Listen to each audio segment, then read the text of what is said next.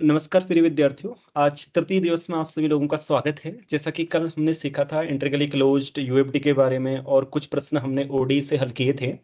आज हम linear algebra और यूनिफॉर्म कंटिन्यूटी के बारे में सीखेंगे मुख्यतः।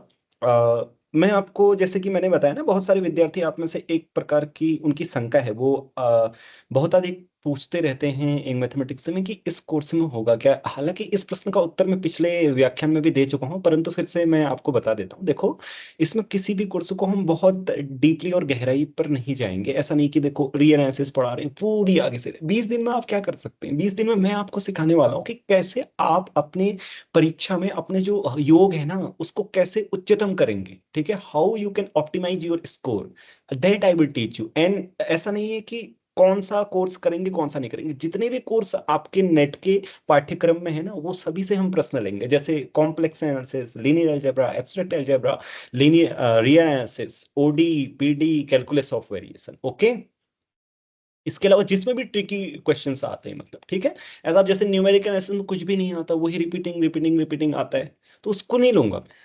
समझ गए, मतलब वो नहीं लूंगा जो बहुत आसान है, मैं डिफिकल्ट ही उठाऊंगा। ठीक है, हर जगह से डिफिकल्ट, क्योंकि तुमको समस्या कहाँ हो रही है, तुम्हारी समस्या कठिनाई से तो है ना। अब मैं ये थोड़ी उठाऊं, सरल सरल प्रश्न उठा दूं और तुमको बताऊं देखो ये इसको सॉल्व ऐसे करना है, इसको ऐसे करना है, वो सब मैं नहीं करने वाला हूँ। 20 दिवस में मुझे आपको क्या सिखाना है कि कैसे आपने अपना समय बचाना है वहां पे, और समय को बचाते हुए आपको किसी प्रश्न को आप बेकार की कैलकुलेशंस कर रहे हैं वो नहीं करना है, वो मैं आपको सिखाने वाला हूँ। 20 दिवस में यही तो सिखाया जा सकता है ना, इससे अधिक क्या आप आशा रखते हैं। ठीक है, अब धीरे धीरे आप सीखते चलेंगे। हाँ, एक बात अवश्य है कि मैं आपको कुछ एडवांस चीजें बताऊंगा जो आपको पहले से पता नहीं है। जैसे कि मैंने आपको ओडी में बताया एक ट्रिक, एंड दूसरा मैंने कल यूएफडी कैसे पहचानते हैं वो बताया, दो यूएफडी की वो बताई ना, वो शायद आपने नहीं पढ़ी होगी। देखो, आप सभी लोगों ने अपने हाथ ऊपर किए और आपने कहा कि आप में से बहुत से व्यक्तियों ने ये पहले सुना ही नहीं था, इंटीग्रल एलिमेंट इंटीग्रली क्लोज्ड होता है यूएफडी, और इंटीग्रली क्लोज्ड होता है यूएफडी। इससे यूएफडी पहचानना इतना आसान होता है ना, आपको सोचना भी नहीं पड़ेगा। अभी मैं देखो, मैंने नेट में गेट में आए हुए 2 क्वेश्चन कराए आपको, राइट, जिनमें मैंने यूएफडी पहचाना, शायद एक क्वेश्चन कराया ना, और एनबीएचएम का एक क्वेश्चन कराया, यूएफडी पहचाना तुरंत, बिल्कुल समय नहीं लगा मुझे। देखो वो तुरंत वही क्विकनेस, मतलब तुरंत वही हाजिर जवाबी कैसे आएगी, वही सब मैं आपको सिखाने वाला हूं। जैसे अभी एक प्रश्न मैंने आपको हल करने के लिए घर के लिए दिया था, मैंने बोला था ये करना, फिर भी आप लोग नहीं कर पाए बहुत सारे ना। मैंने इंटीग्रल एलिमेंट के विषय में बताया, थोड़ा सा आपको क्वोशंट रिंग से कंफ्यूजन हो जाता है, नहीं समझ पाते हैं। इसमें भी मैं वही करके दिखाऊंगा आपको, देखो कितने क्विकली इसको सॉल्व करके दिखाऊंगा। ठीक है, तो यही चीज आपको सिखाने वाला हूँ सारे में। अभी मैं एक जैसे फॉर एग्जांपल यही क्वेश्चन है ना, आप इसको कैसे करते हैं देखता हूँ, और मैं आपको कैसे करके इसको दिखाता हूँ वो देखते हैं। ठीक है, बहुत सारे ऐसे होंगे जिनको मैंने पहले ये बताया है कि इसको ऐसे करेंगे, तो आप लोग इसको चलो ट्राई करो। स्टार्ट इट से स्टार्ट करते हैं और फिर मैं इस वाले क्वेश्चन में आता हूँ। ठीक है, मतलब वो जो इंटीग्रल वाला है ना उसको पूरा करते हैं। मान लीजिए ये क्वेश्चन आपके सामने एग्जाम में आया है, और ये एग्जाम में आया हुआ क्वेश्चन है, 2018 दिसंबर में पूछा गया क्वेश्चन है। चलो स्टार्ट करो सारे लोग, तुम करो, अगर तुमने पहले भी किया है फिर तुम करो। तुम कितना, और हाथ खड़ा करना जैसे ही तुरंत हो जाए, और मैं भी कर रहा हूं। ठीक है, स्टॉप वॉच लगा लेते हैं। चलो, 2 बच्चों ने हाथ खड़ा कर दिए।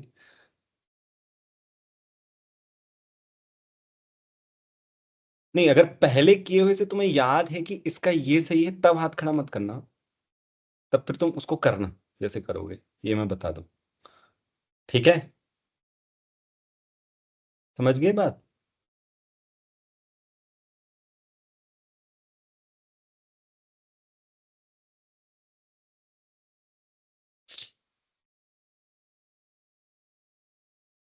करो करो, 1 मिनट दूंगा मैं।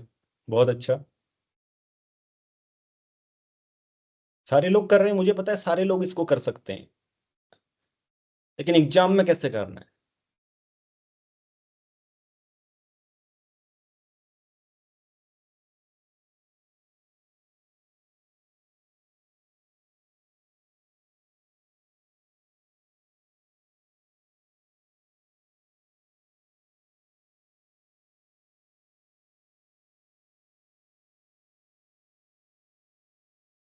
चलो मैं थोड़ा लिखना स्टार्ट कर लेता हूँ, क्योंकि मुझे ऐसा लिखना ही पड़ेगा अभी।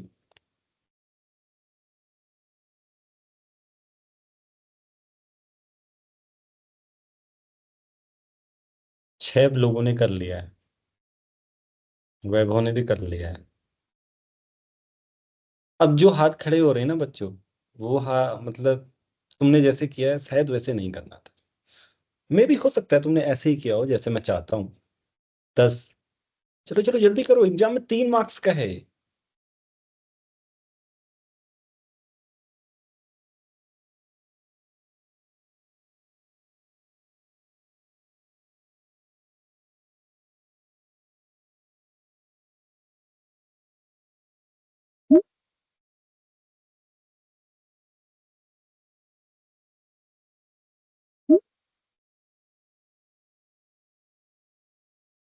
कितना टाइम हो गया हमें? मतलब 3 मार्क्स के क्वेश्चन में ना 2 से ज्यादा टाइम मिनट नहीं लगना चाहिए। शाबाश, बहुत अच्छा। करो करो। तुमने किया है मुझे पता है ऑलरेडी, फिर भी तुमसे मैं करो बोल रहा हूँ। और लोग का आंसर क्यों नहीं आ रहा है? क्यों डिसाइड नहीं कर पा रहे हो? और कुछ लोगों का माइक ऑन है, वो ऑफ करो। अनम्यूट है, अनम्यूट करो, ये ध्यान रखो। नहीं तो खुद डिसेबल हो जाएगा वो, फिर ऑन ही नहीं होगा। ध्यान रखना।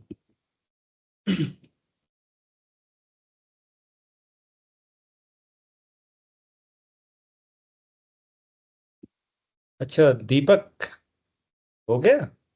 20 बच्चों ने हाथ खड़ा कर दिया। अरे बहुत, 21। मैं चाहता हूँ सारे कर लो बस। थोड़ा सा समय लेते हैं इसमें, ठीक है, कोई बात नहीं। मतलब 3 मिनट ऐसा करने में ले लेते हैं, फिर अगले आप फास्ट फास्ट चलेंगे आगे। ओके 22। सब बस। सागरिका, हो गया।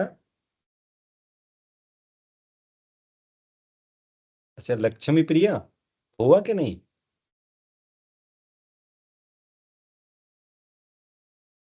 पल्लवी,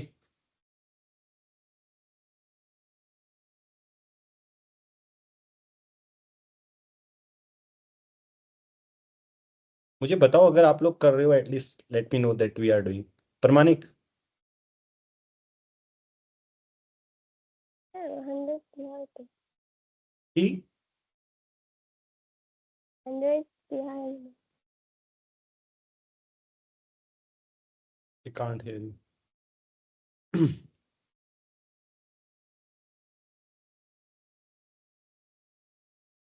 इतने सारे लोगों ने कर लिया, काफी लोग, और लोग कर क्यों नहीं पा रहे हैं एक्चुअली? तुम लोग कर रहे हो या नहीं कर रहे हो, मुझे ये बताओ पहले। रिएक्ट करो अगर तुम कर रहे हो तो, जिनके हाथ खड़े नहीं है। If you are still trying, it's okay. अच्छा मैं पूछता हूँ बाय द वे, प्रगति क्या कर रही हो? मैट्रिक्स निकालना चाह? हाँ सर। अच्छा कोई बात नहीं, चलो। पल्लवी, मैट्रिक्स निकाल रही हो? नहीं सर, मल्टीप्लाई करके डिस्कट कर सकती हूँ ना इसको। हाँ ओके चलो ठीक है, मैं बताता हूँ। देखो, आप सभी लोगों ने देखा 3 तरीके हैं यहां से करने के। सबसे पहले आपने क्वेश्चन पढ़ा, लेट आप एग्जाम में बैठे हो B a basis of R square, और यहाँ पे स्टैंडर्ड बेसिस नहीं दिया है, आप सभी लोगों ने कर लिया। ठीक है, अभी आप मुझे बताएंगे, मुझे पता है कुछ लोगों ने वैसे भी किया होगा जैसे मैं चाहता हूं, जो मेरा इंटेंशन है। सो आपको ये बेसिस दिखाई दे रहा है, अब आपको पता है इस बेसिस में लिखनी होगी, थोड़ा सा कैलकुलेशन आएंगे, क्योंकि स्टैंडर्ड बेसिस होता है तो बहुत आसान होता है लिखना, है ना? तो आप लोग देखो, पहला मैं बता देता हूं कि देखो शॉर्टली कैसे करना है। सबसे पहले अगर आपको पता है ना, कोई भी मैट्रिक्स लीनियर ट्रांसफॉर्मेशन क्या होता है? Matrix multiplication. Matrix multiplication means ये कौन सा मैट्रिक्स का मल्टीप्लिकेशन है? ये अच्छा ये सब कर लेंगे क्विकली कि ऐसा है ये मैट्रिक्स, ये लीनियर ट्रांसफॉर्मेशन ऐसा है। इसकी जो मैट्रिक्स है with respect to standard basis, standard basis E1 E2, वो क्या है आप सबको पता है, ये है ना, राइट? एंड ट्रेस क्या है इसका, बताओ? Trace of T is -1। और पता है आपको, चाहे कोई भी बेसिस हो, ट्रेस कभी नहीं बदलता लीनियर ट्रांसफॉर्मेशन का। तो इनमें ट्रेस किसका है, देखो -1 सिर्फ इसका है, और इसका मतलब ये सारे गलत हैं, हो गया। कुछ भी नहीं करना पड़ा आपको, आपने कैलकुलेशन करनी ही नहीं थी। अब देखो कैलकुलेशन करते हुए 5 मिनट भी लग जाएंगे किसी किसी के, क्योंकि कहीं पे गलती हो जाएगी, और कैलकुलेशन से ऐसे हो सकता है कि आपने 3 की जगह 2 लिख दिया, और छोटी सी भी मिस्टेक होगी तो गलत हो जाएगा। मतलब यहाँ पे आवश्यकता ही नहीं है कैलकुलेशन की। समझ गए? ये जो मैंने फैक्ट बोले ना, ये आपको पता होना चाहिए। ट्रेस, आइगन वैल्यू, वो तो कांस्टेंट रहती है ना? तो सीखने को मिला ना तुम्हें, ऐसे करना है। कितने सारे क्वेश्चन मैं आपको बता रहा हूं कि ऐसे नहीं, ऐसे करना है। यही कोर्स में मैं आपको सिखाने वाला हूं। मैं आपको ये नहीं सिखाने वाला हूं कि ट्रेस क्या होता है, राइट, आइगन वैल्यू क्या होती है, डिटरमिनेंट क्या होती है, ये तो कोर्स में सिखाया जाता है ना, जब डिटेल में पढ़ाया जाता है। तो समझ गए आप लोग कैसे करना है। एंड दूसरा डिटरमिनेंट से भी, मतलब डिटरमिनेंट की आवश्यकता ही नहीं पड़ी एक्चुअली। मान लो कि ट्रेस से नहीं होता, कोई दो आ रहे होते, ओके, फिर भी वैसे ही किया जा सकता है। आपको मैं ये बता दूं, फिर भी वैसे ही कैसे किया जा सकता है पता है, क्योंकि सोचो कि मान लो ट्रेस दो का सेम आ जाता, तो फिर हम फंस जाते, फिर हमें, फिर लेकिन डिटरमिनेंट देखते हम, फिर इसकी डिटरमिनेंट देखते और फिर कट भी हो सकता था, नहीं होता तो फिर पढ़ना पड़ता चक्कर में। ठीक है, समझ में आ रही है ना बात आगे। अब दूसरा देखो, आपने कैसे किया, आपने ऐसे किया, आपने पहले क्या किया, इसकी इमेज निकाली और फिर इसकी इमेज निकाली, फिर इसको फिर एक्सप्रेस किया इसके ही टर्म्स में, वहां से ए बी की मतलब कंपैरिजन करके डिस्कार्ड कर सकते हो, जैसे पल्लवी बोल रही थी, ठीक है, वैसे भी डिस्कार्ड कर सकते हो, थोड़ा उसमें समय लगेगा। ये यूएफडी नहीं है, बहुत बार आया है ना ये, आपने देखा ये यूएफडी नहीं है, आप बता सकते हैं कितने लोग कर सकते हैं यूएफडी नहीं है, हाथ खड़ा करो। मैं बताऊं तीन तरीके तुम्हें, चार बताऊं, तीन बताऊं, पांच बताऊं, चार बताता हूं, ठीक है। हम कहोगे यार चार तरीके, हाँ हाँ चार तरीके, चार तरीके, और बहुत ही आसान, लेकिन मैं करके नहीं दिखाऊंगा, बस चार तरीके बताऊंगा जिनसे हो सकता है। कोई ऐसा एलिमेंट बताओ जो इसके अंदर नहीं है, जल्दी बताओ। एक्स। एक्स, ठीक है, एक्स इसके अंदर नहीं है। कोई ऐसी पॉलिनोमियल बताओ जो, आप पॉलिनोमियल माने जानते हो, इसको तुम आर मानो, इस पर होने वाला कोई इसके अंदर पॉलिनोमियल बताओ जिसको एक्स सेटिस्फाई कर रहा हो,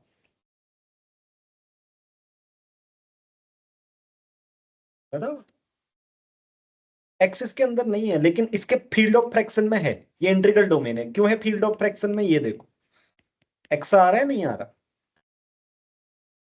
आ रहा है ना, मतलब दो एलिमेंट का कोसेंट एक्स आ रहा है ना, तो फील्ड ऑफ फ्रैक्शन में है।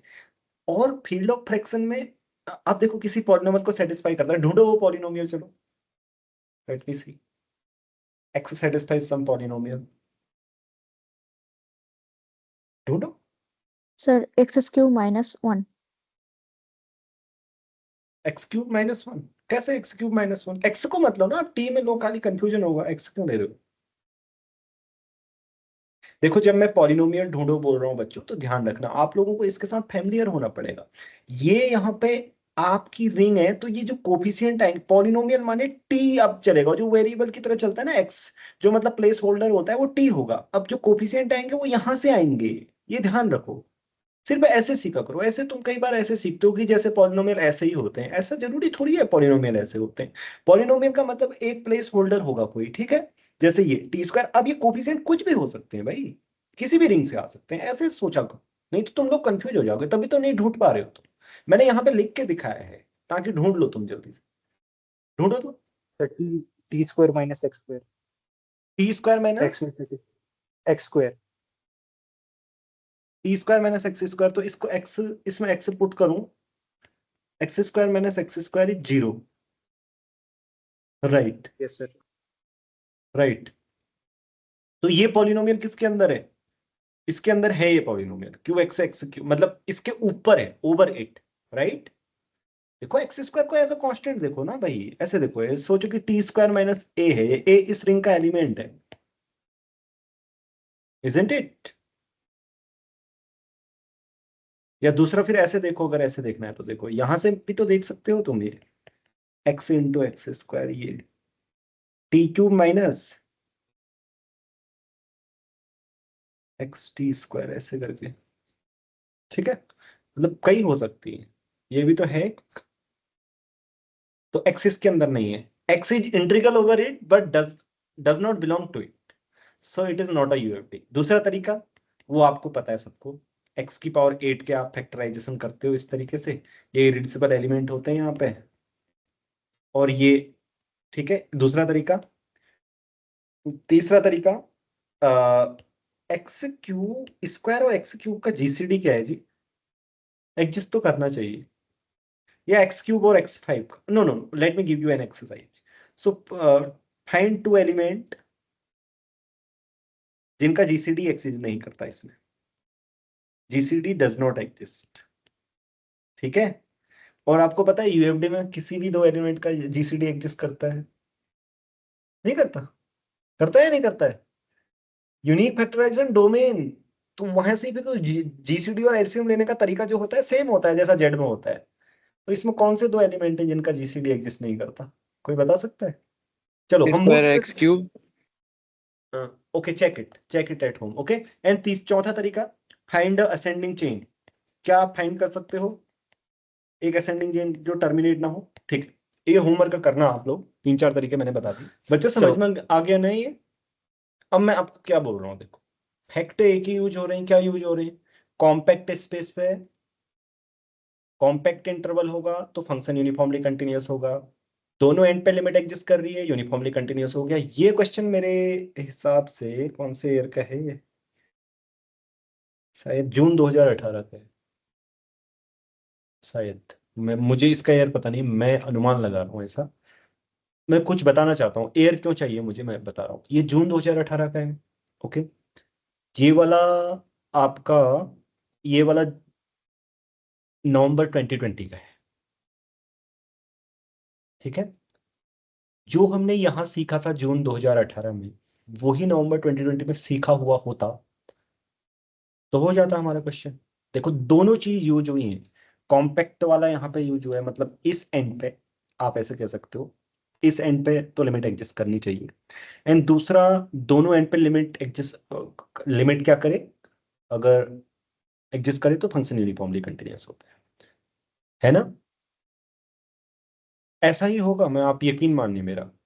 एग्जाम्स में होता क्या है कि चीजें बदलती हैं, क्वेश्चन बदलती हैं, लेकिन कमी क्या होती है हमारी पता है? हम कई बार हम क्वेश्चन ही सीखते हैं कि ये वाला ए था, वहां पर बी था, तो ऐसे हो गया था, वो वाला क्वेश्चन हो गया था ना, हमने क्वेश्चन को स्पेसिफिक पॉइंट माना। हमारा मतलब समझिए उसके पीछे एक चीज यूज हो रही है, वो 50 क्वेश्चनों में काम आ रही है। वही हो रहा है, बस क्वेश्चन बदल रहे हैं, कैलकुलेशन एक टाइप की है, फैक्ट एक टाइप के हैं।